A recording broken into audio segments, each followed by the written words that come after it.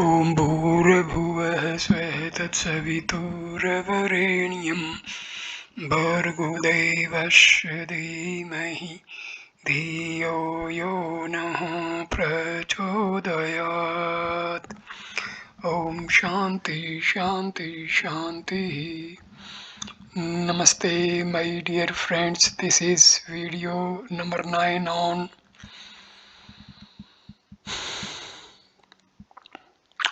Viveka Chudamani of Adi Sankaracharya. This video starts with verse number 106. Infinite love the self. आत्मार्थ तवेन ही प्रेयान्विषयो न स्वतः प्रिय स्वतः एव ही सर्वेशम आत्मा प्रियतमो यतः तत् आत्मा सदानंदो नाशय दुखम कदाचन. Sense objects are pleasure giving only because of the self which manifest through them and not independently, for the self is by its very nature the most beloved of all. The self therefore is ever blissful and can never suffer any grief or misery. The sense objects of the world are pleasurable, no doubt, but only when they are illumined by the Atma, the life. Things are pleasurable only when I am alive. If I am dead, nothing is pleasurable. A thing in itself has no joy. The happiness that we seem to gain from the objects outside is in fact due to the nature of the Atma, which is happiness itself. The most enjoyable thing in every one of us is our own Atma. A man learning that his house is on fire runs to the house. When he comes to know that his only child is sleeping inside the house, he announces a large cash award for whoever will go and bring the child out to safety. When there is no response, he increases the sum of his award and at last he offers all his wealth for his child. But he himself does not risk the blazing fire and the burning rafters to bring the child out. This is because he loves himself more than anything else, his wealth and even his own child.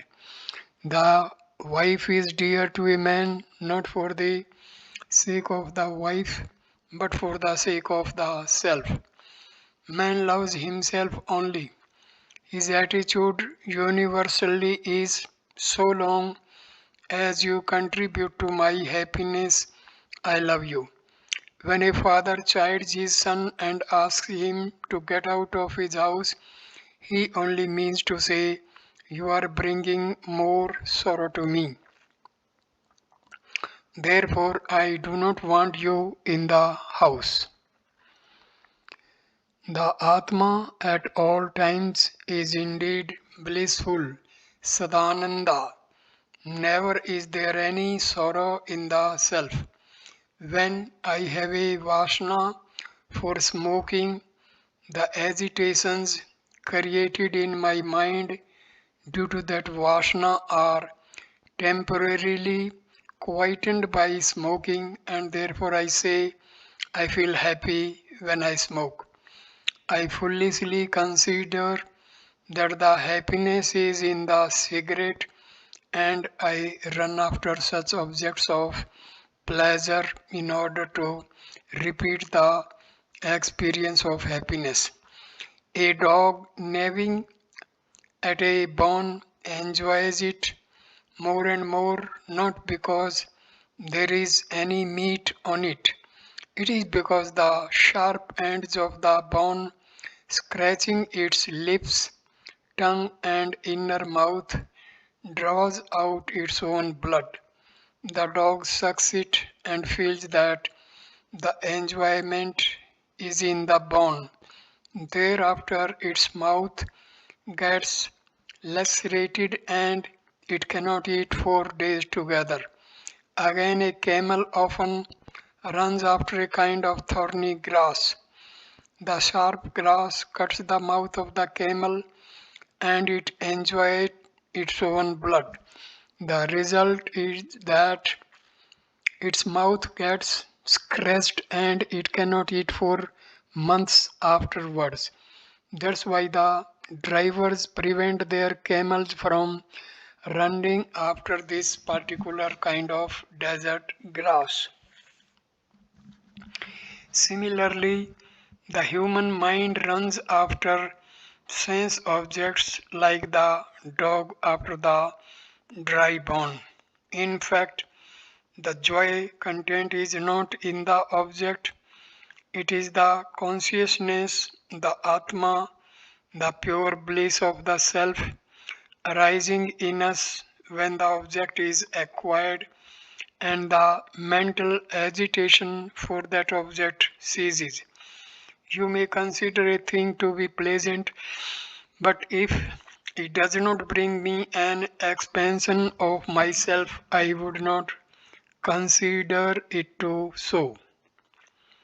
The great joy of the self is not readily available because of mental agitations at all times. These become, as it were, a wall between the happiness which is inherent in the self and the world outside. The acquisition of a desired object and the disturbances created by the desire and the light of consciousness beams out from behind the mind. In our lack of discrimination, we understand that the joy is in the object skewed. In fact, the joy is not in the object at all, but it makes me joyful if it brings me a contact with myself. It is only because of the Atma, the self, that each one of us acts out for himself the maximum joy. Universally, everybody wants joy, but nobody seems to know where exactly is the source of happiness. Hence, everyone runs after sense objects. Here, the teacher is asking us to pause for a moment and to reflect upon the location of the fountainhead of joy. Indeed, the Atma is of the nature of bliss and beatitude, and there is not even a trace of sorrow ever to veil the face of the Atma. Verse number 107. You युत सुसुप्तौ निर्विषय आत्मा आनंद अनुभूयते श्रुति प्रत्यक्षमेति मनुमानं च जागृति.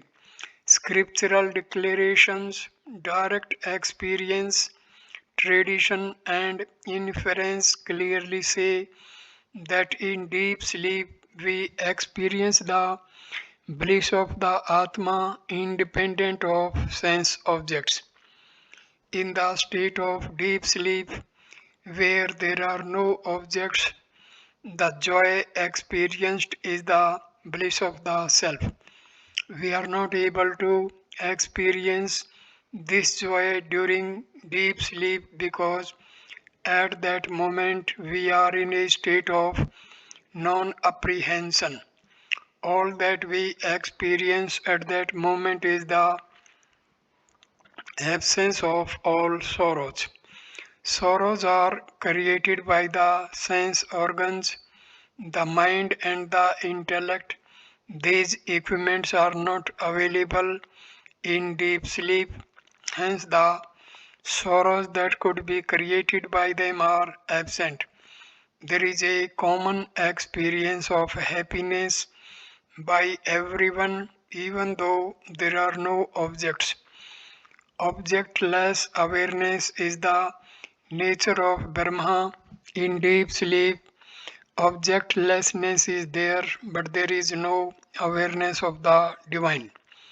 The equipments of the body, mind, and intellect do not function in deep sleep, and at that time we borrow into our vasanas. Though the equipments of experience have been left behind, we are in the causal body, avidya. Avidya. That is why we are not able to experience that Om, the pure self, is. The absence of sorrow, which is experienced then, is called joy. This joy experienced during deep sleep is not because of the pillow, nor the cool atmosphere, nor the achievements of yesterday. It is Atmananda. The Srutis declare so. It is also evident that such is the direct experience of all people. It has become a tradition among men to accept it. It can also be ascertained by observation and inference, anumana. All this evidence compels us to accept that the joy experienced during the deep sleep state is nothing but the distant splendor of pure consciousness and its spotless brilliance. Before I slept, I was a miserable creature. When I woke up, I found myself equally miserable. But after I slept and before I awoke, I had no miseries and I was in a state of happiness. This joy was disturbed when the equipments of the body, mind, and intellect came into play. Thus, it is established through the words of the scriptures, through direct perception, through tradition, and through inference that joy is not in the objects outside, but it is only in the self within us. So far, the gross body, the subtle body, and the pranas have been described, and it has been said that there are the these are the vestures of the Atma. Now the causal body is being explained. In Atam Bodha, it is described as the indescribable, beginningless ignorance of the spiritual essence. The causal body is beginningless, meaning beyond the pale of time. It is also non apprehension, the cause because of which all misapprehensions arise. When a post is not seen as a post, the misapprehension that it is a ghost arises. Non apprehensions of reality gives rise to misapprehension of the same. When truth is known, all misapprehensions end. The cause for all misapprehensions is not apprehension. All misapprehensions, I am the body, I am the mind, I am the intellect, arise out of some cause. This cause is called the causal body. The non-apprehension of reality is constituted of vasanas. The causal body is also called avidya. Nescience, lack of wisdom, lack of correct apprehension, maya, and lack of knowledge are all the various names of the same dark, dreary state of non-apprehension. It is called differently by different acharyas. when they used it in different contexts. Now the causal body is being described through verse number 108, 9 and 110. Maya pointed out. Stanza number 108. अव्यक्त नामनी परमेश शक्ति रणाद्य विद्या त्रिगुणात्मिका परा कार्या अनुमेया सुधीयैव माया यया जगत सर्वमिदं प्रसूयते.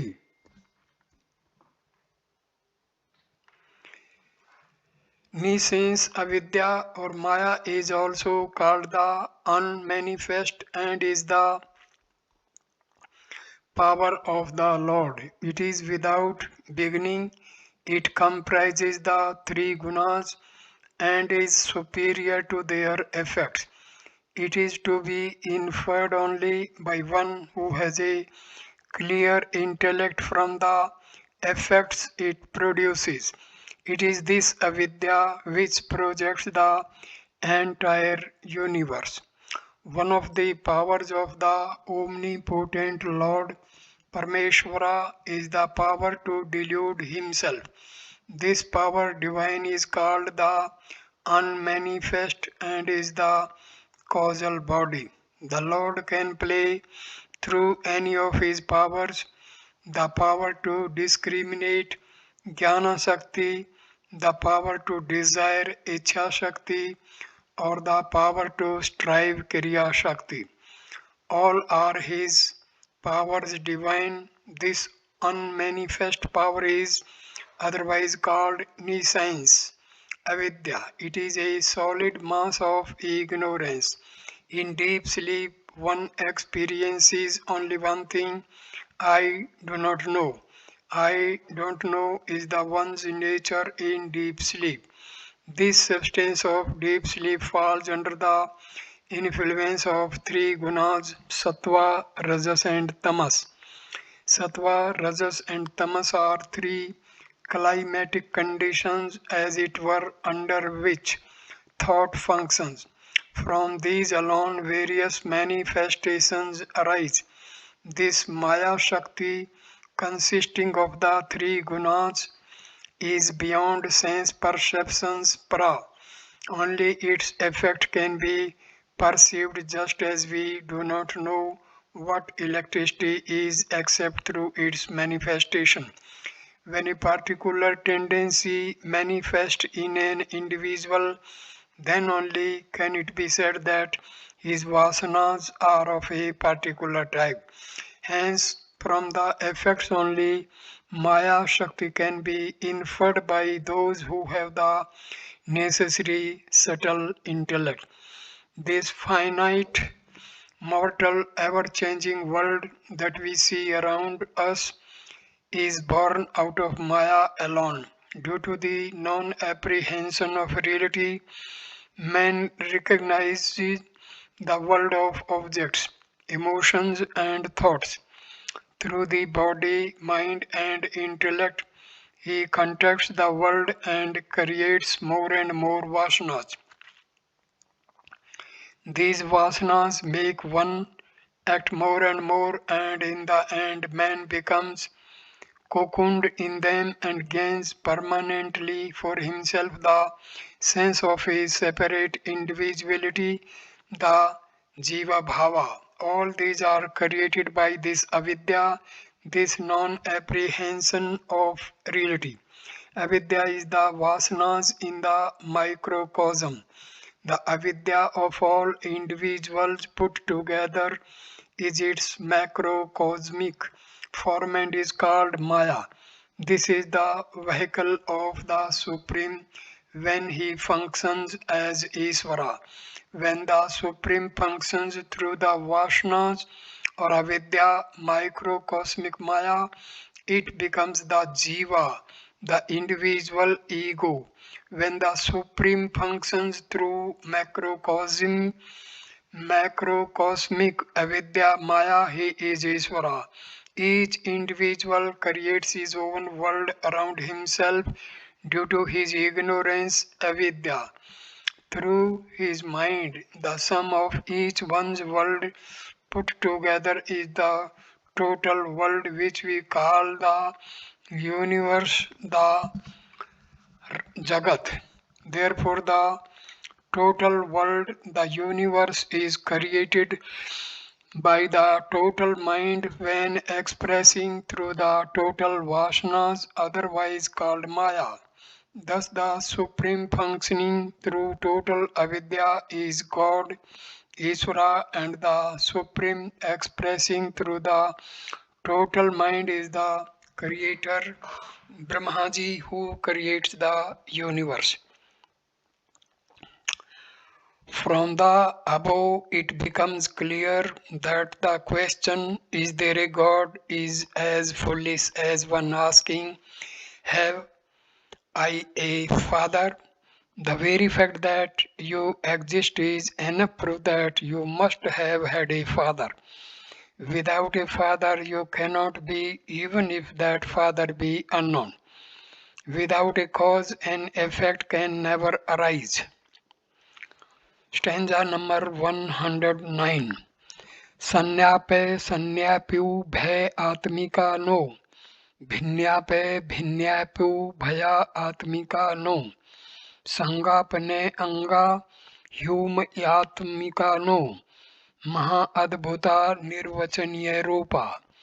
It, Maya, is neither existent nor non-existent, nor both, neither same nor different, nor both, neither made up of parts nor whole, not both. Most wonderful it is and beyond description in words. This avidya cannot be said to have a separate existence from Brahma, nor can it be said that it exists not, because we are both enjoying and suffering it. It cannot also be said that it exists as well as does not exist, because a non existent thing can never become existent, nor can an existent thing express as non existent. We cannot say that the ghost in the post exists, nor can we say it exists not, because we sweat and perspire when we see it. To say that it exists as well as exists not is a clumsy contradiction in terms. Also, it cannot be said that this great Maya exists and is other than Brahma, because Brahma is one without a second. To say that this Maya is with the Lord as well as without the Lord is again a contradiction in terms. We cannot say that the ghost came from the post at any time. Neither can we say it is with parts and without parts, because it is again a contradiction that cancels itself and becomes utterly meaningless. For ignorance can never be known. Then what is this avidya? All that we can say about it is that it is a great wonder. It can only be said to be indescribable, anirvachaniya. There is wonder when the intellect is not able to comprehend a thing, anything that I see, and my intellect cannot explain, I say, is a wonder. The more I think about this avidya, the more my intellect fails, because this avidya is the very cause for the intellect. The intellect cannot comprehend its own cause because it is the child born out of Maya, and a child cannot go back to look for the womb. This Maya, when it manifests, becomes the intellect. Therefore, the intellect cannot comprehend the unmanifest, which is its own cause.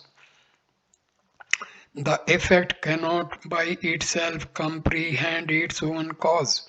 Maya is also called a delusion, and a delusion can never be explained. There cannot be a biography of the ghost I saw on the post, nor can I grow rich by extracting the silver from the mother of pearl. This Maya Shakti, we can only say, is an indescribable, mighty, inscrutable power of the Lord. Strange, for by his own inscrutable power, a person deludes himself and says, tell me, what is this power? Where is it? Where is it? Brahmin boy one day went to meet his friends in a student's hostel. That being the festival day of Holi, the boy's friends were preparing thandai, a cool drink in which a bit of opium is also added. In order to tease him, they gave him a strong dose of the opium drink. The boy, not being used to it, gulped it down, somehow unable to refuse his friend's offer. As the opium started having effect on him, he thought of going home. He felt that he could not go alone, so he started shouting, take me home, take me home. Now he was under the full influence of the intoxicant and he shouted even more loudly, take me home, take me home. Then one of his friends took pity on him. He led him home and made him lie down on his bed, not realizing where he was. The boy continued shouting, take me home. Hearing his meaningless shouts, his parents rushed to his bedside. They tried to tell him that he was already at home, but the boy would not stop his blabbering. Suspecting some mischief, the father questioned his friend and found out that he was under the intoxicating influence of opium. He then fetched some buttermilk, which is an antidote, and made him drink it. When he had drunk the buttermilk, the boy in time started coming to his senses, but he continued shouting, take me home. After some time, he became fully conscious that he was reclining in his own bed, shouting, take me home. In a flash, he realized how foolish he was, that there was no need for him to shout, for he was already home. So he stopped shouting and thereafter slept peacefully. Similarly, we at the moment under the influence of the opium of avidya, non-apprehension of reality, consider ourselves to be the body, mind, intellect, and are supremely confused by the objects perceived, emotions felt, and thoughts entertained. We cry out, O Lord, O Teacher, take me home, give me peace, make me happy, take you where? Give you what? In reality, you are the self, but due to avidya, you live and behave as though you are an ego. Take me to myself, give me my own self. You are already in Om, which is your home. Your home is really Om. Never were you out of Om. Your home, Hari Om. You ask, then why am I suffering? All on account of this opium, the avidya, which is within you. The Guru, the teacher, will give you the buttermilk of the study of the Shastras, spiritual discipline, etc. All this for what? To take you home, which is Om, where you already are. Lack of correct thinking, produces misconceptions.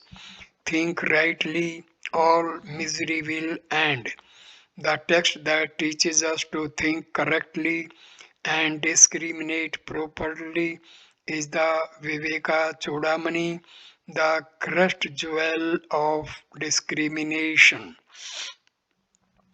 Stanza number 110. Shuddhadve Brahm Vivo Bodhanashya Sharp Bharmo Rajo Vivekto Yatha Rajstamah Satvamiti Prasiddha Gunast Diya Parthite Sabkarye. By realization of the pure non-dual Brahma, Maya can be destroyed just as the illusion of the snake is removed. By the discriminative knowledge of the rope, its gunas are Rajas, Tamas and Sattva, distinguished by their respective functions. The mighty power of delusion can be destroyed through the direct experience of the pure Brahma, the one without a second, just as the illusion of the serpent can be destroyed by the knowledge of the rope, which is the reality behind the delusion. When the non-apprehension of the real substratum and the objects of illusory perceptions created by it called misapprehensions also end. When the reality, the Brahma, is realized, the confusions that I am the body, I am the mind, I am the intellect also end, just as the illusory serpent disappears totally on cognition of the rope. This great avidya or non-apprehension has sattva, rajas and tamas as its gunas or properties. They are so named after their functions. The functions of Maya Shakti fall under these three kinds. The gunas determine the landscapes of the mind and appear different, as in summer and winter the landscape appears different. What will be the individual landscape under the influence of gunas is described in the following verses. Rajoguna, nature and effect, stanza number 111 and 12. Stanza number 111. विक्षेप शक्ति रजसह क्रियात्मिका यतः प्रवृत्ति पश्यर्ता पुराणी रागदयोश्या प्रभवन्ति नित्यं दुखादयो ये मनसो विकारा. Rajas has projecting power, vikshipa shakti. Activity is its very nature. From it, the initial flow of activity has originated. From it, mental modifications such as attachment and grief are also continuously produced. The Rajas attitude of Maya creates the agitations of the mind vikshepa. Maya expressed at the mental level manifest in the form of mental agitations. The Maya which creates restlessness in the mind is called Rajoguna, from which all activities are born. When the mind is active, we act in the world outside. When the mind is quiet, all actions end. During deep sleep, the mind is at rest and is calm, therefore no activity is taking place. Activities are only possible when the mind is active. A mental picture exists before every activity. Our association with objects and beings creates more and more attachment. We see a possibility until it becomes an agitation. Then desires and passions arise in the mind. To satisfy them, man has to act in the world outside. for it takes less exertion to yield to them than to fight them. From this activity alone, the mind's various attitudes are born. Thus, the mind gains its experiences of joys and sorrows. The nature of avidya, when expressed in a given personality, is called rajoguna. Rajoguna creates agitations in the mind. Due to these mental agitations, objectively we act in the world and subjectively we experience desires, passions, lust and consequently joys and sorrows. Stanza number 112. Kamah krodho lobh dammadusaya हंकार ऐसा मित्सराध्यास्तुग घोरा धर्म एतेज राजसा पुम विवर्ति यस्मा देशा तदर्जो बंध हेतु desire, anger, greed, hypocrisy, arrogance, jealousy, egoism, envy, etc. These are the dreadful attributes of Rajas from which the worldly tendencies of man are produced. Rajas is therefore the cause of bondage in life. Objectively, all actions arise out of the Rajoguna aspect of Maya. Reactions arising subjectively in the human personality are explained in these words. Desire, anger, avarice, hypocrisy, arrogance, jealousy, egoism, envy, etc. All of them manifest because of Rajoguna. They are the lower types of emotions created by Rajoguna in the psychological layer of the personality. These reactions created by the agitations of the mind are terrible because they multiply the agitations and man gets totally shackled by them. Since all worldly activities arise from Rajoguna, it is said to cause all bondages in life. For under the forces of Rajas, man becomes limited by his own lower impulses. Rajas generates agitations, vikshepa, and these very agitations of the mind veil avarna, the self in us. When a Rajasic man gets exhausted due to his own overexertion, he gets tired and feels sleepy, a state when he is about to enter tamas. That is, Rajas must necessarily lapse into tamas. Once the higher awareness is veiled, we are apt to act foolishly and get more and more entangled in the mad pursuit of objects of pleasure. Tamoguna, nature and effects. Stanza number 113, 114, 115 and 116. First 113. ऐसा व्यक्तिर्नाम तमोगुणस्य शक्तिर्यया वस्तवैभासते अन्यथा शेषा निदानं पुरुषस्य संस्यर्ते विक्षेप शक्ति परवनस्य हेतु. The wailing power avirti is the power of tamas which makes things appear to be other than what they actually are. It causes man's repeated transmigration and initiates the action of the projecting power vikshepa. Maya in its tamoguna nature acts in our personality as the power of veiling, by which reality is veiled from our cognition and things are observed as something other than what they actually are. Tamas veils reality and Rajas creates agitations in the mind.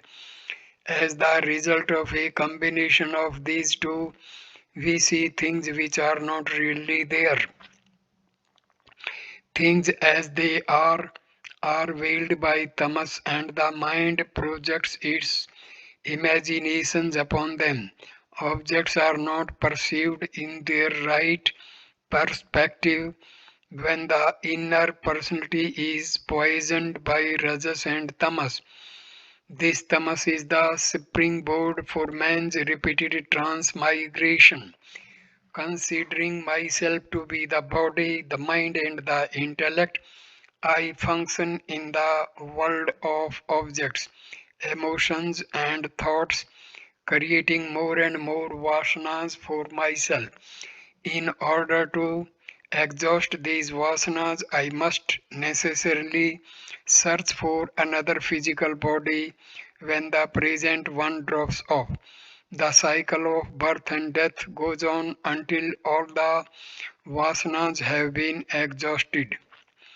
All this is only because reality is not clearly apprehended. Reality is veiled because of tamas. This tamasic aspect of Maya is actually the cause for all the agitations of the mind. So far, it has been described how man comes to suffer the precautions of the world. The tamasic aspect of Maya veils the intellect, and so the intellect cannot have the right judgment of things. When the intellect is veiled by tamas, the mind, under the influence of rajas, projects a wrong idea of things perceived by the sense organs. The individual then gets excited. When the rope is not recognized as a rope, man suffers from the misconceptions projected by his own mind that it is a serpent.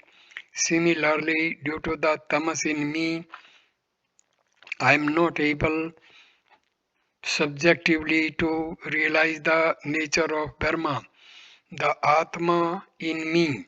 In its place, I recognize the subject object world of experiences caused by the rajas in me.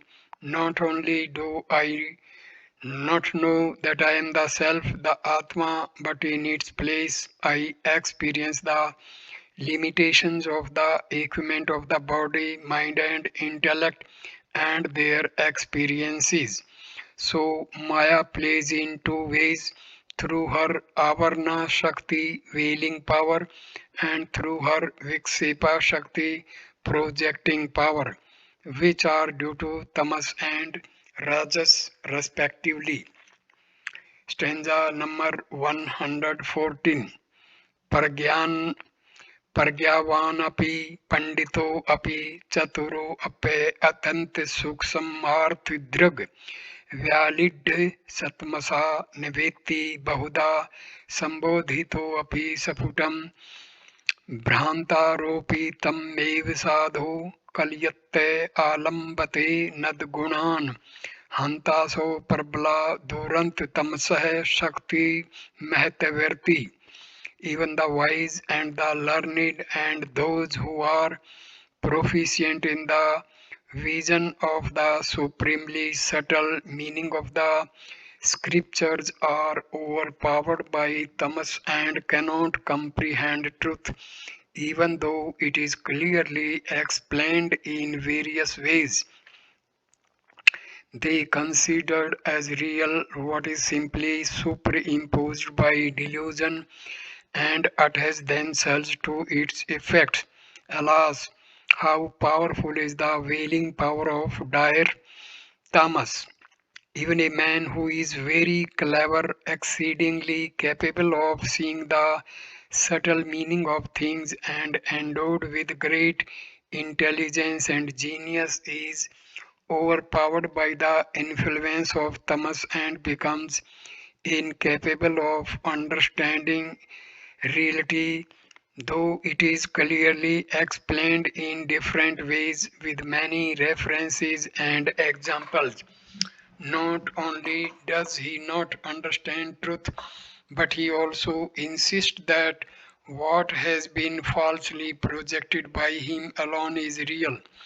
Even after reading all the Upanishads, he says that the existence in the body, mind, and intellect and their activities of perceiving, feeling, and thinking constitute the only reality.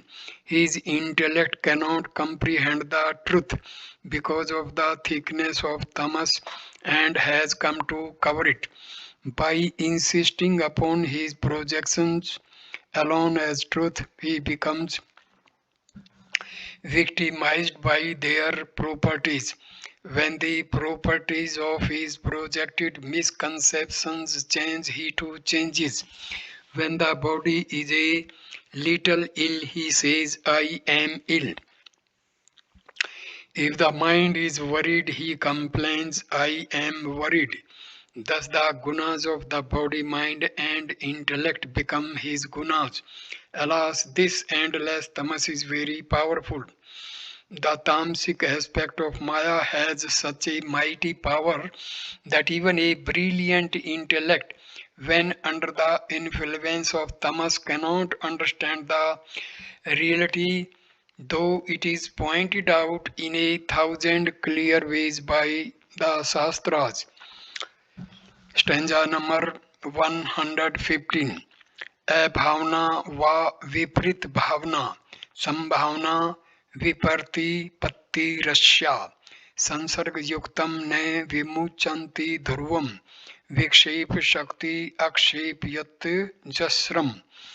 Absence of correct judgment or contrary judgment, lack of definite belief and doubt.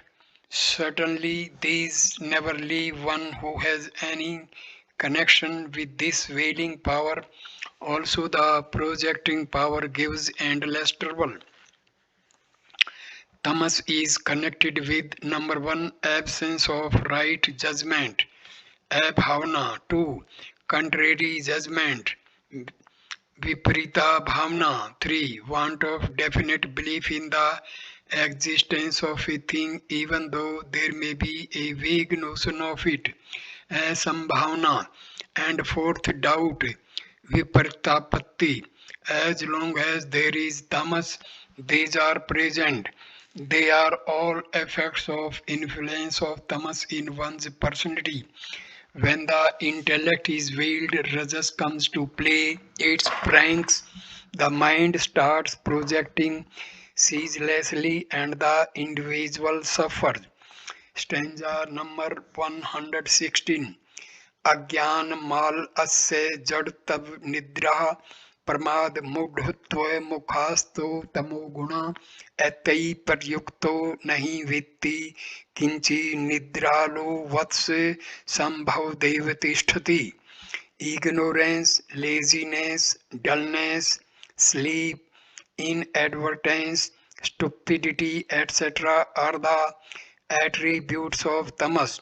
One tied up with these cannot comprehend anything, but remains like one asleep or like a stump of wood or a block of stone.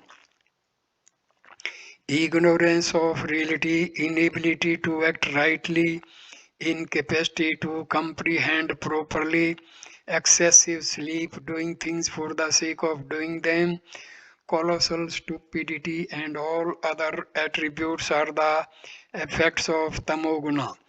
When one is under the influence of tamoguna, the above qualities are seen in him. These defects in the functioning of the personality layers in us are like parasitic growths on the intellect which make it dull and inert. Man with such a maladjusted intellect moves in the world as though asleep and lives like an inert telegraph post, a dead pillar, or an insentient statue. It is all due to the manifestations of concentrated tamas in the bosom of the individual. Sattva guna, nature and effects. Stanza number 117, 118 and 119. Stanza number 117. Sattvam Vishuddham Jalvatyapi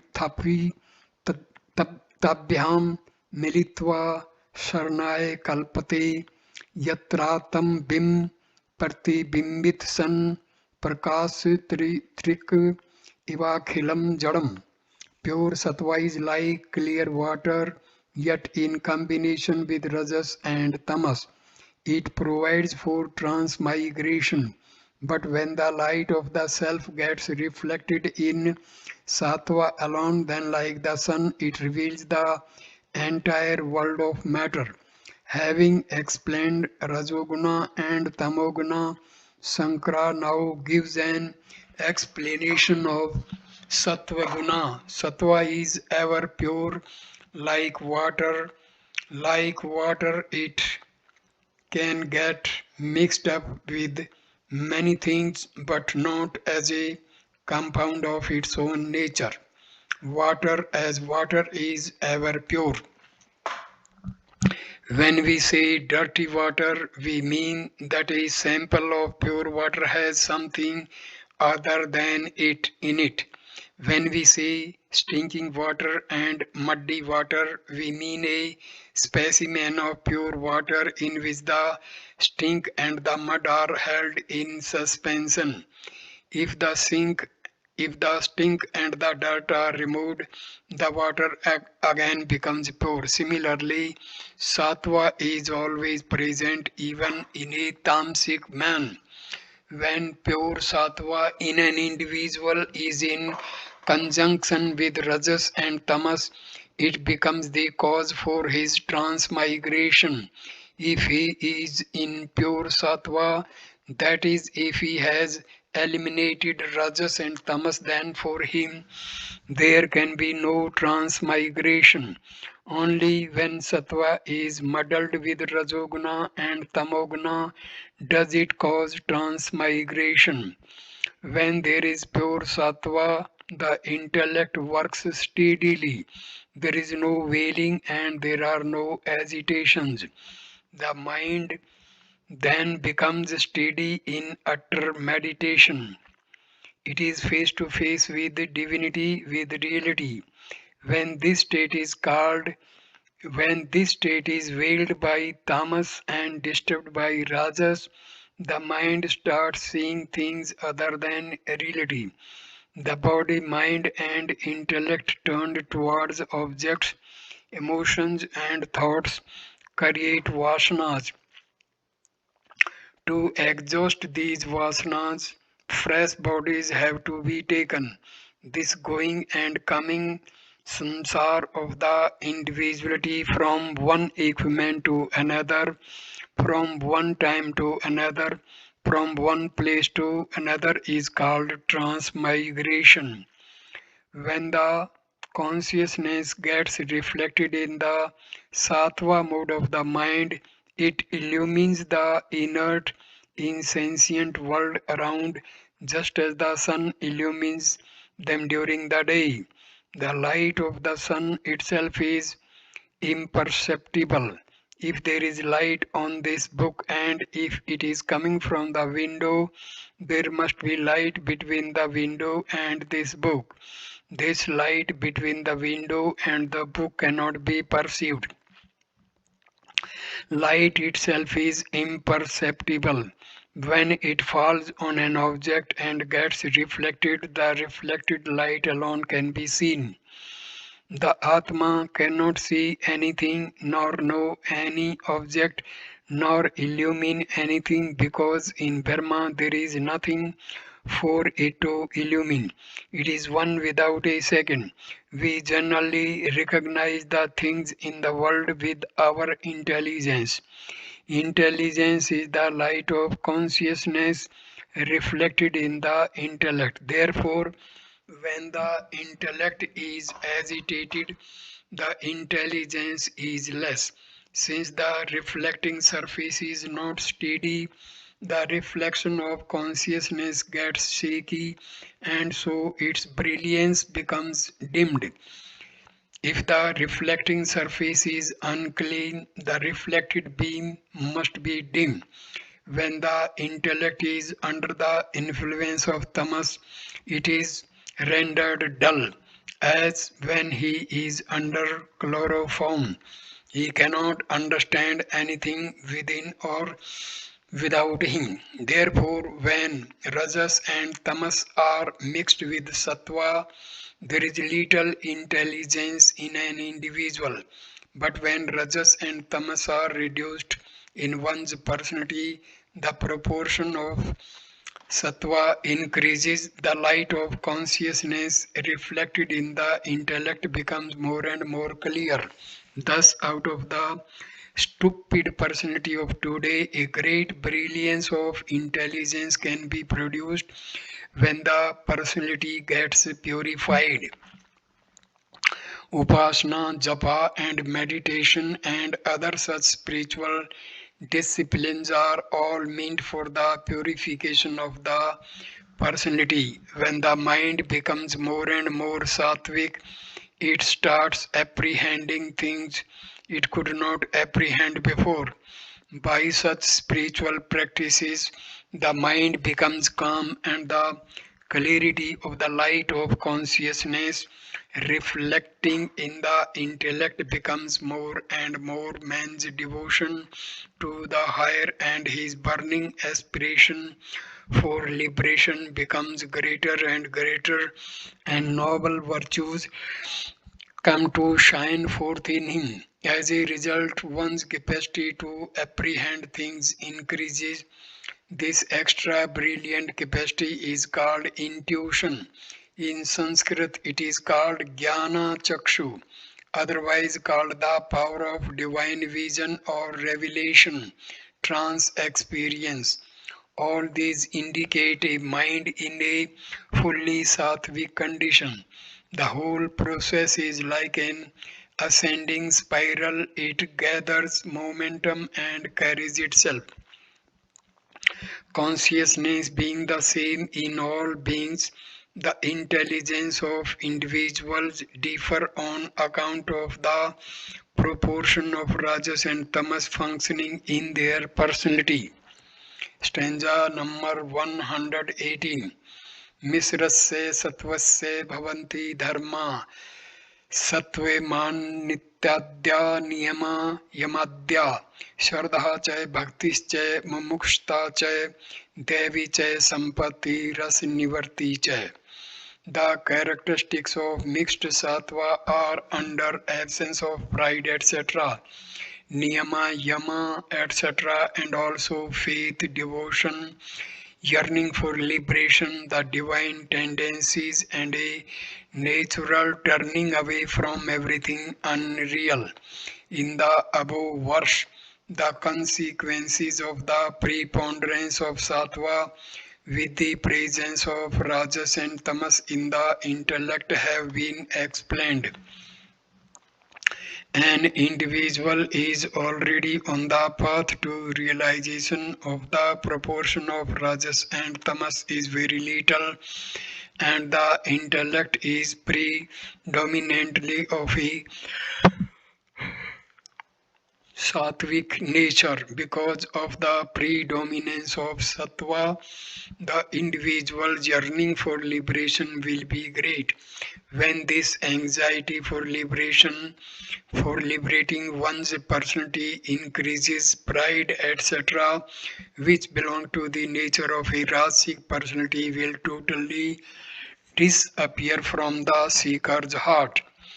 The qualities of a sattvic personality have been explained in the Gita. They are called the divine qualities. A man of sattvic temperament is divinely good. It is in the nature of such an individual to turn away from the unreal asannivirti and progress towards liberation. Fearlessness, purity of heart, steadfastness in the yoga of knowledge, alms giving, control of the senses, sacrifice, study of the shastras, austerity and straightforwardness, harmlessness, truth, absence of anger, renunciation, peacefulness, absence of crookedness, compassion to beings, uncovetousness, gentleness, modesty, absence of fickleness. This is from Gita. All the qualifications of a fit student, adhikari, are present in such an individual. The qualities leading to the supreme good, that is, absence of pride, etc., qualities that add tempo to the spiritual practices such as yama, niyama, etc., and the sixfold wealth consisting of sama, dhamma, etc., with sufficient devotion to the ideal are all the indications of mixed sattva guna, where rajas and tamas are less and sattva is preponderant. Stanza number 119.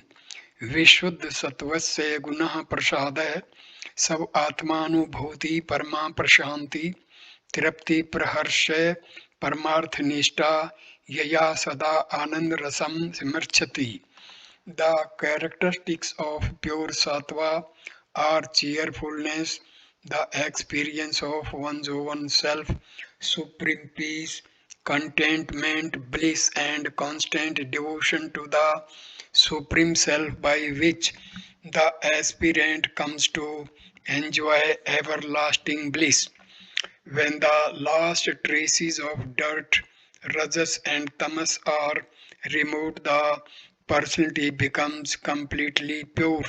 Such an inner equipment is full of uncontaminated sattva. When such a state is attained, the aspirant realizes the Supreme Self and gains everlasting bliss. It is everlasting because, having gained this state, no sorrow can ever affect a person. Some of the traits of this transcendental state of experience are indicated by some very choice expressions in this verse. Experience of one's own self, Savatmanubhuti, Rajas, the cause for all misapprehensions, and Tamas, the cause for non-apprehensions, are totally absent in pure Sattva. Therefore, the self is apprehended when the intellect becomes immaculately pure, supreme peace, Parama Prashanti. There is no rajas, the cause for agitations in that spiritual state of divine experience. When the self is apprehended, all agitations end. Hence, there can only be perfect peace, contentment, tripati. Because of the absence of all desires, the seeker feels a sense of supreme contentment. Presence of desire is the indication of a sense of incompleteness. Attainment of perfect peace must end all sense of incompleteness. This is the state of desirelessness, the state of perfection or godhood. Bliss, praharsha. This is not the bliss of ignorance but dynamic bliss of realization. This bliss springs from a source transcending all our non-concept of joys and sorrows, which ooze out from the filthy marshlands of our minds. Firm devotion to the Supreme Self, Paramatma Nishtha. Because of non-apprehension of reality, our individuality is entirely engaged in seeking its joys among the objects, emotions, and thoughts. Though the equipment of the body, mind, and intellect, when these equipments are transcendent, the objective and subjective worlds are no more. When the vasanas of rajas and tamas are removed, the ego rediscovers itself as the supreme reality and becomes one with it. Thereafter, there is no slipping back into the state of body identification. Unwavering, steady, and deep devotion to the Supreme becomes natural to such a seeker. Thus, by making the intellect completely pure, the aspirant enjoys the essence of everlasting. Similar knowledge is gained from Gita. Gita chapter 13, stanza number 7 to 11. Humility, unpretensiousness, non-injury, forbearance, uprightness, service to the teacher, purity, steadiness, self-control.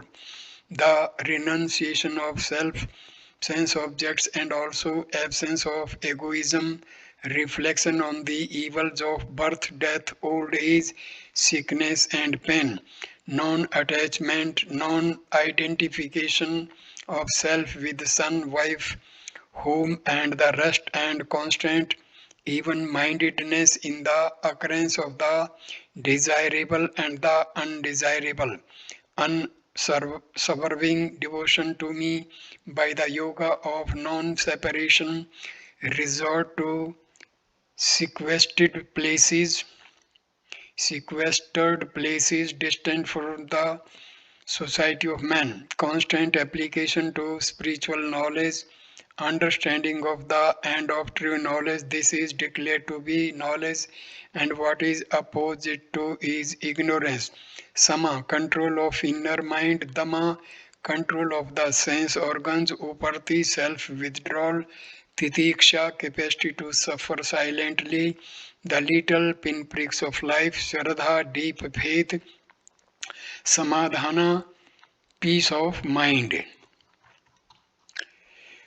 Gita chapter 15, stanza number 6. Nor does the sun shine there, nor the moon, nor fire, to which having gone they return not. That is my supreme abode. Gita chapter 13, stanza number 21. That which has been called unmanifest and imperishable has been described as the supreme goal. That is my highest state, having attained which there is no return. The perceiver, feels, thinker entity in us. So at this stage I conclude this video number 9, and video number 10 will start with the causal body, its nature, and it will start with stanza number 120. Thank you. Namaste.